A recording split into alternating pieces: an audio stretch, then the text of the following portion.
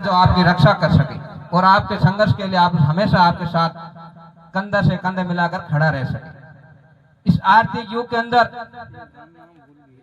पढ़ने के बाद अगर आप कामयाब नहीं हो पाते हो तो आप बिजनेस और धंधे की ओर बढ़ो। ऐसे नहीं आप 500 रुपया कमा लो, 1000 कमा लो, शाम का आते 2000 उड़ा के कई गलियों मॉलों में पड़े रहते मिलते हो। इस बातों को आपको ध्यान रखने की जरूरत है। हमारे समाज के अंदर सबसे बड़े अगर कोई कलंक है तो ये है नशा।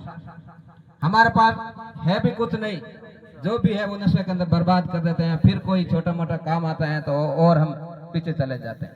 तो मेरा युवा साथियों से निवेदन करना चाहता हूँ, आपका जो उज्जवल भविष्य है, आपका जो संघर्ष है, आप हमेशा आगे बढ़ो। और इन बातों को ध्यान रखने की जरूरत है कि हमें आगे बढ़ने के लिए किन किन कठिनाइयों से जो गुजरना पड़ेगा और हमें आगे बढ़ने के लिए कौन कौन सी जो कदम है हमें जो रोक रहे हैं।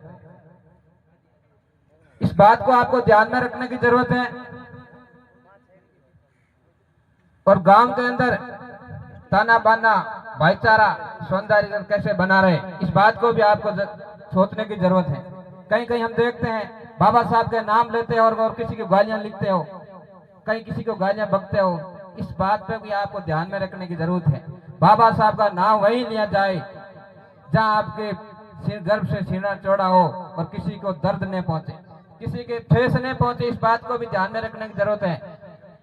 केवल बाबा साहब के नाम के ऐसे ऐसे जगह पर आप ले लेते हो, उसके बाद वो विचारधारा वो लोग अपने खिलाफ हो जाते हैं और आपके खिलाफ होने पर हमें गांव के अंदर भाईचारा भी खराब हो जाता है। इस बात को भी आपको ध्यान में रखने की जरूरत है।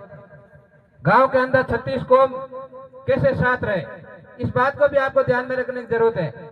अगर आपके पास रोजगार है तो सारे आपके जो सपने हैं वो पूरे होंगे।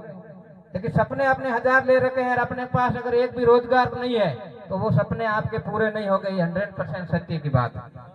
तो मेरे युवा साथियों से निवेदन करूंगा कि आपका जो अभी समय चल रहा है ये एक अच्छा समय है। अच्छा, आप इसको आगे बढ़ने के लिए किस किस तरह से क्या क्या मेहनत करने की जरूरत है, उस बात को भी विचार करने की जरूरत है।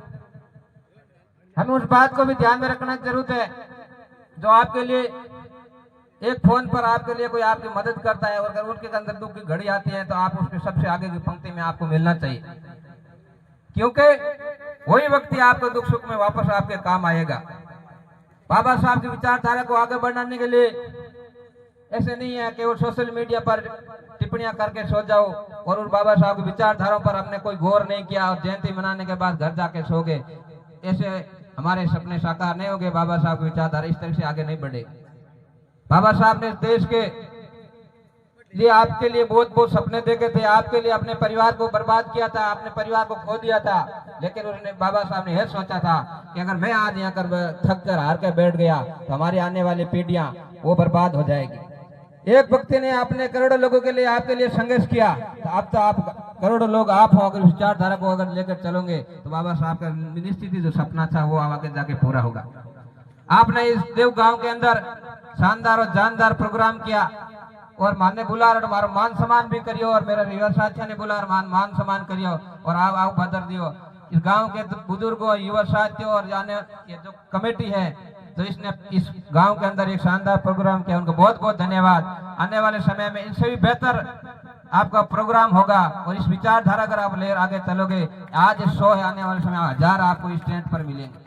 लेकिन विचारधारा साथ कर जोड़कर चलने वाली होनी चाहिए। ऐसे नहीं आज प्रोग्राम कर लिया और कल किसी के साथ हो गया और कल इसके खिलाफ बोल गया, ऐसा नहीं।